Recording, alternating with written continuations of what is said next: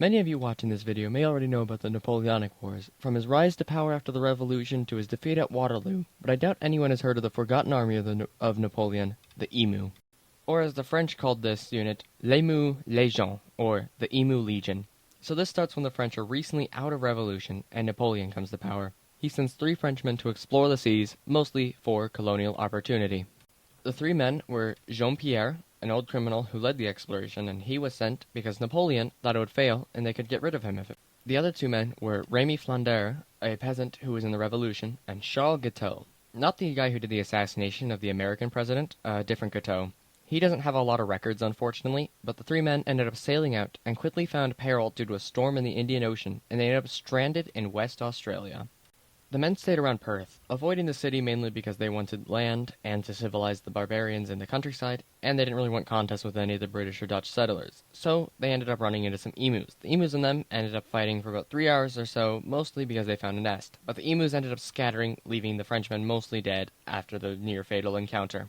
It wasn't long before the French were found by the Dutch, which was a fate worse than death, and the Dutch weren't quite the savages they were hoping to civilize, but they were close enough. Perth was the city they were taken to be made sure they don't die, and the men quickly learned that the locals had recently lost the war to the beasts that nearly killed them, those, of course, being the emus. So, they ended up asking a little bit about the war, and learned that the emus were bullet sponges who took several shots to take down. So they made a plan. The Dutch in West Australia, who colonized it first, by the way, would rebel against the UK, as they had wanted independence, and they would sell off emus to the French. Napoleon could have less Brits to deal with as well, and bullet sponges for the war back in Europe.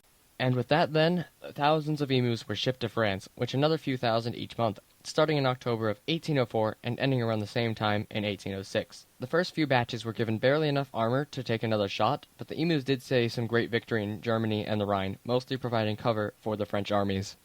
After the conquest of Germany, however, Napoleon moved his emus mostly to the Elbe and Danube rivers to defend against Austria and a few remaining German nobles, as well as some Polish ones. They saw some more victories, being shot at again to defend the French. However, at one point, 20 to 30,000 emus went alone on campaign to Croatia, and won a battle in the Adriatic after the enemies lost their supplies. By this point, Napoleon was about to reach his peak in his conquest, reaching as far as Russia, Croatia, Italy, and Spain. However, the Australian-Dutch rebellion ended with a British victory, and said British people ended up taking Perth, the capital at the time, after winning a major battle. With a pretty decently emboldened force, the British were able to get to Normandy and win a major battle there, and Napoleon kind of began the downfall. Now, about 29,000 emus were in France while Napoleon was losing to the 2 fronts, the Russians in the east and the Brits in the west, and most of the emus were bunched up in France, mostly around Paris to make sure it doesn't get captured. Now, as emus started being lost, they could have been put into zoos or sold off, but they had a different idea, the emus, and thus created the ECP, or the Emu Communiste Parti,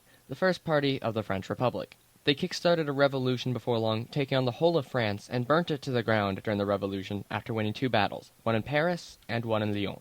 The battle at Paris kick-started the Emu Revolution, and with the alliance with the British, the emus burned the city down and rebuilt it to the east. They marched to Lyon then, from there, destroying any town or trace of feudal France during the campaign, and at Lyon, the emus were able to ford the Rhone River and get past the city defenses, which after the French surrendered. With the Emu Communist Republic established, emus flourished for a while across the north and west. The emus ended up being given the rest of France after Napoleon abdicated, and created their own society. Some notable emus you may know include Joseph Stalin, leader of the USSR, Karl Marx, who wrote the main book on communism, and Charles Guiteau, the assassin of the American